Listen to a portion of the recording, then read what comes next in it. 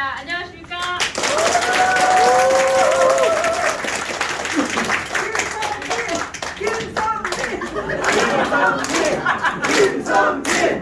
김성민! 앉아서 해도 되겠죠? 그러면 저기 허락받아요.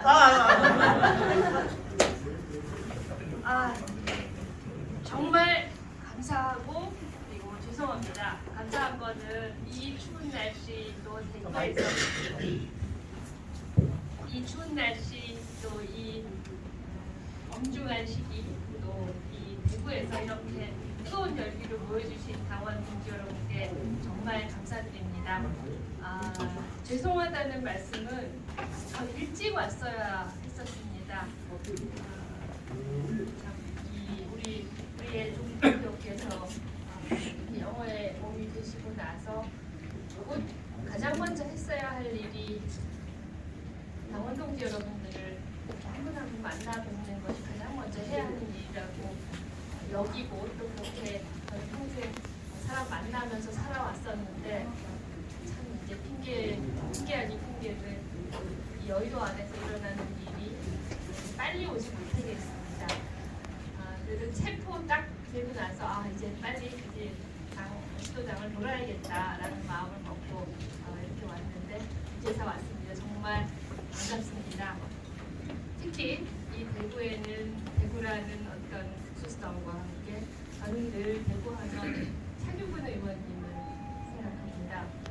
차규근 의원님 작년에 내내 선거 같이 하면서 공항도 뛰어가시고 대구에도 뛰어오시고 이런 모습 저는 살면서 차 의원님을 뵈면 항상 삶의 교본 같다는 생각을 합니다. 이렇게 시도당 12월에도 차 의원님께서는 변함없이 지역을 시작해 주십니다. 저는 정치인 또 국회의원의 가장 본 모습은 유권자 그리고 지지자 그리고 뜻을 함께하는 당원 여러분과 만나는 것 이상으로 중요한 일은 없다고 생각합니다. 그런 면에서 저는 차 의원님께 다시 한번 감사드리고 싶습니다. 차규근!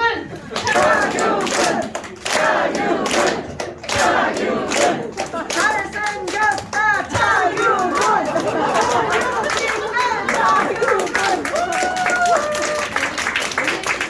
끝내도록 하겠습니다. 자, 오늘 제가 이렇게 당원 여러분들을 직접 만나뵙는 거는 신문을 보시고 우리 당에 기본적으로 하고 있는 일들은 잘 아시겠지만 우리가 앞으로 어떤 목표를 두고 어떤 일을 지금 해 나가는지 그리고 우리 당이 지금 해야 할 당장의 과제가 무엇인지 저희가 생각하는 것들을 나누고 그리고 또 이 시당이 처한 문제와 지역 현안 그리고 앞으로 중앙당에 궁금해하시는 것들을 이렇게 듣고 그리고 호흡하는 시간이 가장 중요하다고 생각을 해서 왔습니다. 지금 대구에서도 계속 집회를 하고 계시죠? 주말 집회를. 그리고 아마 대구에서도 역시 굉장히 많은 시민들이 걱정을 하고 계실 거라고 생각을 합니다. 지금 우리는 어디로 가고 있는지.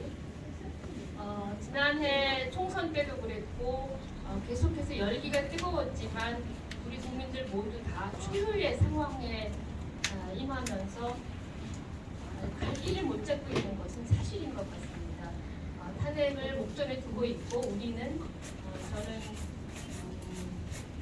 선거일 우리 당 창당일 대비 1년 안에 마무리하고 싶었는데 창당일로부터 1년 안에는 마무리를 못할 것 같고요. 총선일로부터 1년 안에는 마무리할 것 같습니다. 1년 만에 공약을 달성하는 당이 되었지만 참 큰 과제들이 앞에 남겨져 있습니다. 우리는 지금 어디로 가고 있는지 우리가 이렇게 앞서 싸워서 이런 날까지 저희도 왔다고 확신을 하지만 지난 가을, 지난 11월까지만 해도 이렇게 말도 안 되는 정권이 있는데 어떻게 국민들은 이렇게 움직이지 않는가? 그리고 나서 지금 정치 상황도 굉장히 한참줄 알 수 없는 상황이 된 것 같습니다. 모두를 걱정하시는 거고, 대구 집회를 가장 이제 최근에 느끼셨겠지만 정말 끔찍한 일들이 벌어졌습니다. 지금 이 상황은 윤석열 한 명이 이상한 것이 아니라고 모두 느끼실 겁니다. 윤석열이라는 그 사람은 그 앞에서 움직이는 어떤 배우 정도에 해당했다면 그 밑을 이루는 세력이 있고 그 세력은 정말 무섭지만 우리 사회에서 무시할 수 없고 굉장히 중요한 그런 세력으로 지금 도달하고 있는 것 같습니다. 우리나라만의 현상은 아니고 선진국이 많이 이쪽으로 가고 있고 이것은 분명히 파시즘 세력이라고 생각을 합니다. 파시즘을 정의하는 데 여러 가지가 있다고 하죠. 선거를 부정하고 폭력, 폭언을 일삼고 어떤 특정한 계층을 혹은 주로 이민자이긴 하지만 이민자들을 대상으로 해서 혐오의 언어를 뱉어내고 이런 일들이 굉장히 특징적입니다. 우리나라 마찬가지입니다. 대구에서 정말 많이 느끼시죠. 특정 종교와 결탁을 하는 수도 있고요. 그러면 우리는 윤석열 한 명을 파면한다고 해서 과연 끝이 날 것인가? 그렇지 않다는 게 지금 당원 여러분들의 걱정이실 거고 우리 모두의 걱정입니다. 일단은 모두의 견해는 이번 대선에서 민주진보 세력이 압도적으로 승리를 거두어야지만 이 세력들이 척결되지는 않더라도 적어도 집권하는 일 혹은 지난번처럼 군사력을 동원한다든가 폭력을 동원한다든가 국가 권력을 종용하는 일은 없을 것 같은데 누구도 장담하지 못하는 상황에 있는 것 같습니다. 이번에는 아슬아슬하게 이겨서는 절대로 안 되고 정말 압승을 해야지만 된다고 생각합니다. 2017년에 많은 시민들이 촛불을 들었고 대구에서도 마찬가지였고 또 끝내 우리는 이루어냈지만 지금 그거보다 훨씬 더 이상한 일이 벌어진 2024년에 국민들은 촛불을 들기를 매우 주저했었습니다. 계엄이라는 말도 안 되는 상황이 있었기 때문에 시민들께서 국회를 지켜주셨고 결국 세상을 바꿔내는데 견인을 하셨지만 그런 상황 직전이었다면 지금까지 우리는 달성할 수 있었을까 하는 그런 의미를 가집니다.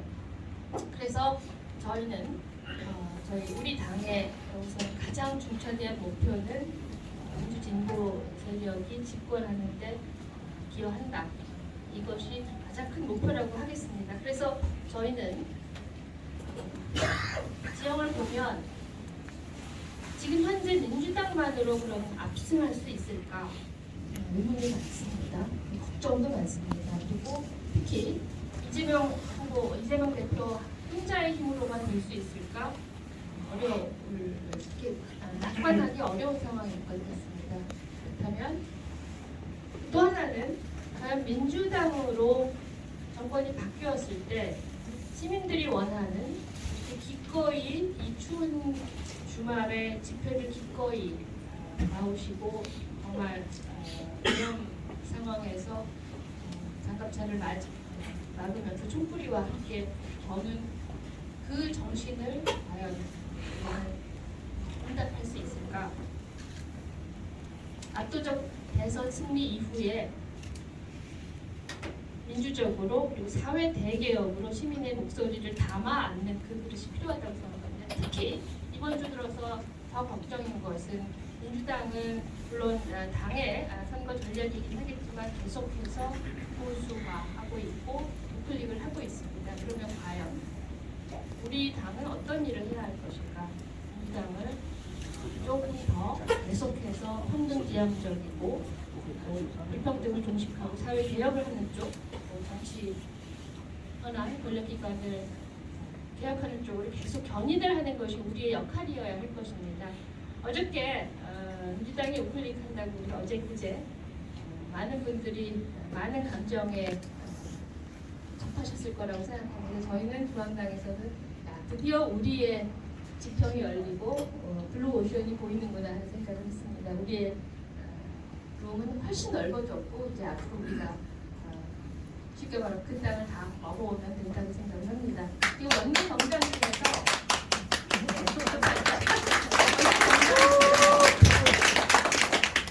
우리만큼 의석수를 확보하고 우리만큼 선명한 목소리를 내는 당은 없는 것 같습니다. 그리고 이번에 대선에 임하는 자세도 우리 당이 역시 가장 선명한 목소리를 내고 있다는 사실은 다시 강조하고 싶습니다. 그래서 지난 12일 날 수요일 날 일단 내란 종식과 행정 질서 회복 그리고 새로운 대한민국을 위한 원탁 회의를 시작했습니다. 먼저 우리 당에서 지난 2월 2일 날 제안을 했고 민주당에서 받아들였고 끊임없이 5차례의 실무 협의 끝에 아쉬운 점이 굉장히 많습니다. 저희가 그날 제가 한 바람도 그렇지만 우리의 당의 기본 생각은 권력기관, 특히 검찰개혁 그리고 정치개혁 반드시 이뤄내야 하고 그리고 사회 대개혁을 이뤄내야 된다고 생각을 합니다. 하지만 그것이 충분히 의제화로 되어서 구체적인 의제로 다뤄지지 못했습니다.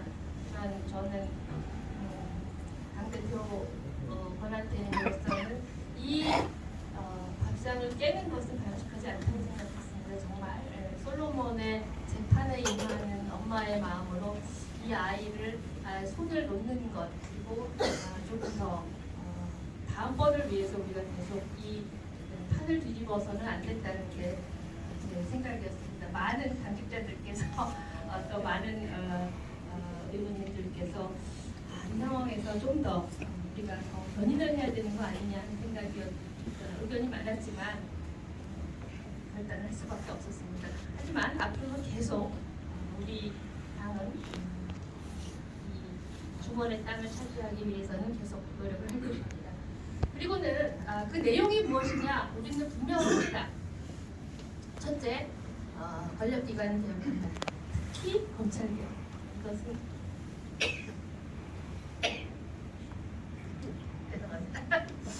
권력기관 개혁. 저는 계속해서 목소리를 내왔고 앞으로도 계속 낼 것이고 계속 협의를 할 예정입니다.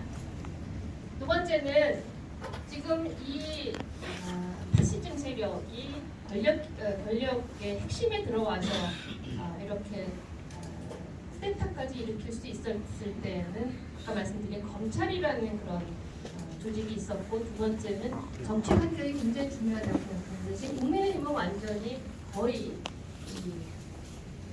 파시즘 세력이 다 먹어버린 것 같습니다. 그리고 국민의힘 국회의원들은 그 세력에게 구걸하는 것을 서슴지 않고 있습니다.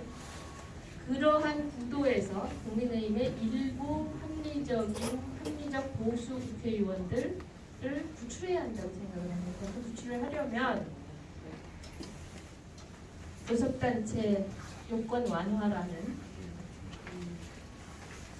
가장 중요한 것 그리고 결선 투표제를 통해서 정치개혁을 이뤄내서 반드시 국회 안에 그리고 이 풀뿌리 민주주의 안에 다당제가 이루어져야지만 이런 극단적인 세력이 더 이상 발휘하지 않을 것입니다. 다당제가 이루어지면 저절로 협력해야 되고 협상해야 되고 연대해야 합니다. 정권 잡기 위해서는 지금처럼 우리 당이냐 국회의원이냐 왔다 갔다 하는 것이 아니라 조국혁신당, 사회민주당 연대를 해야만 가능하고 그러다 보면 대화와 타협이 이루어지는데 지금은 그런 앞으로도 계속 이런 일이 반복되는 그런 비극이 일어날 것 같습니다. 그래서 저희는 반드시 다당제를 도입하는 것이 필요하다고. 그건 결코 조국혁신당만을 위해서가 아닙니다.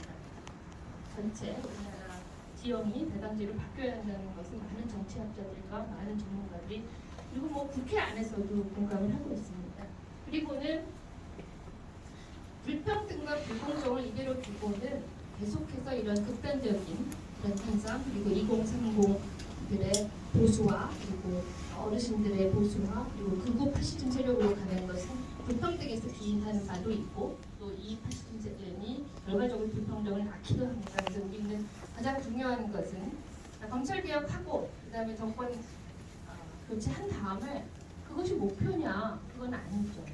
우리는 더 나은 세상을 위해서 계속 노력해야 합니다. 그래서 불평등 그리고 계속 말씀을 들었겠지만 사회권 선진국 그리고 경제도 이렇게 성장 일변도의 경제가 아니라 불평등과 불공정을 해소하면서 동시에 성장하는 그런 경제 체제로 바뀌어야 하고 그리고 대한민국 금기 깨기에 나설 계획입니다. 자, 그래서 우리는 이번 대선을 통해서 그리고 대선 이후에도 완전히 새로운 대한민국을 위해서 우리는 계속 이 투쟁을 멈추지 말아야 합니다. 자, 여기가 제일 핵심입니다. 자, 그러면 우리가 이렇게 좋은 말, 수상적으로 좋은 단어를 열거하는 것은 정당이 할 일은 아닙니다. 이건 학자들이 하면 됩니다. 정당은 반드시 정권을 잡아야 하죠. 자, 시간, 구체적인 시간이 나왔습니다. 지난 11월 이전에는 이 시간이 확정이 아니었습니다. 대선은 2032년이었죠, 원래. 그런데 대선이 앞당겨진 확률이 거의 90% 이상입니다. 2030년 대선이 있습니다. 우리의 목표는 분명합니다. 2030년에 대통령 누굽니까? 조국! 다시 한번. 조국! 저희는 비전과 목표가 분명합니다. 2030년에 조국 대통령을 만들어내는 것이 저희의 목표입니다. 그 조국 대통령을 만들어서 그냥 우리가 정권 잡고 등 따지고 배부르자고 하는 거 아니죠. 앞에 말씀드린 이 과제를 이룩하기 위해서 조국이 대통령이 되어야 되고, 그러기 위해서는 조국이 어느 날 갑자기 대통령이 되겠습니까? 자, 정당은 선거를 위해서 존재하지만 정당이 또 커나가는 건 역시 선거를 통해서만 커나갑니다. 조직이 없으면 선거를 할 수가 없고, 또 선거가 없으면 조직이 이룩되지 않습니다. 선거 일정을 놓고 조직 건설을 생각하는 것이 가장 현실적이죠. 30년 바로 앞에는 28년 총선이 있습니다.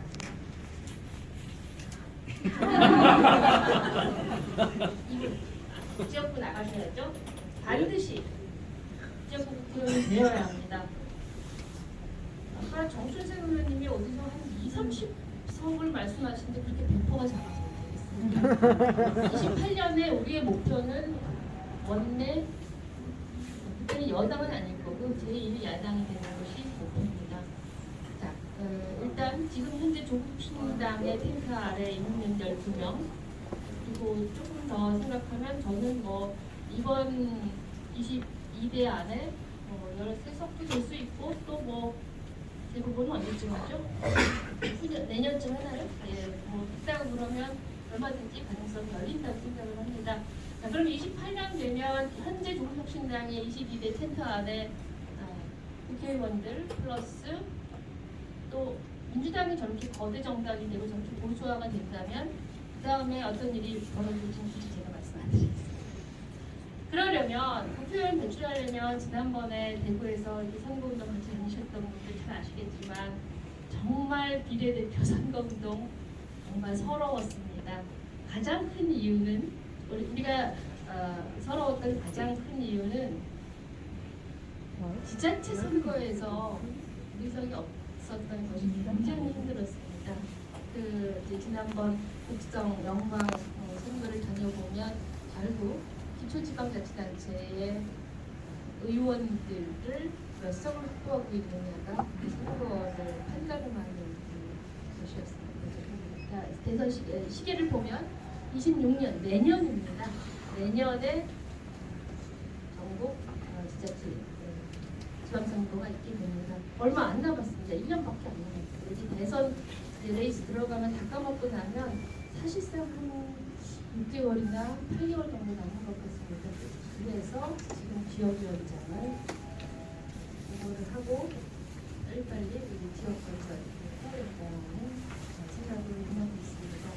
그래서 저희가 이렇게 바삐 가는 것 같고 많은 당원분들은 조국 대표는 저렇게 혼자 추위에 있는데 뭐 지역에서 이렇게 하냐 하는 말씀도 하시겠지만 결국 우리가 오늘 이 걸음을 옮기는 것이 앞으로 5년 후에 있을 그 좋은 일을 향해서 가는 걸음이라고 생각을 합니다. 저는 저의 장점이 있습니다. 저는 지키고 바닥을 흐르는 것을 잘합니다. 저는 버티기를 잘합니다. 그래서 잘 버틸 겁니다. 잘 버텨서 우리 당이 지금은 양당의 대선 돌입하게 되면 우리 당은 비록 존재가 없을 수도 있습니다. 하지만 우리 당은 절대로 지금이 목표가 아니고 지금이 2025년이 우리의 시간이 아닙니다. 2030년을 우리의 시간으로 만들기 위해서 지금 하나 돌을 쌓고 있다는 것을 시장 동지 여러분들께서도 잘 인식해 주시고, 그리고 조국 대표를 자주 보지 못하는 그런 아쉬움, 그리고 그 허전함을 오늘 잘 달래고 그러기를 저는 희망합니다. 때로는 진보 정당은 위기에서 혹은 남들이 알아주지 않을 때 버티는 것도 진보 정당이 해야 할 일입니다. 우리 당은 잘 버틴 것 같습니다.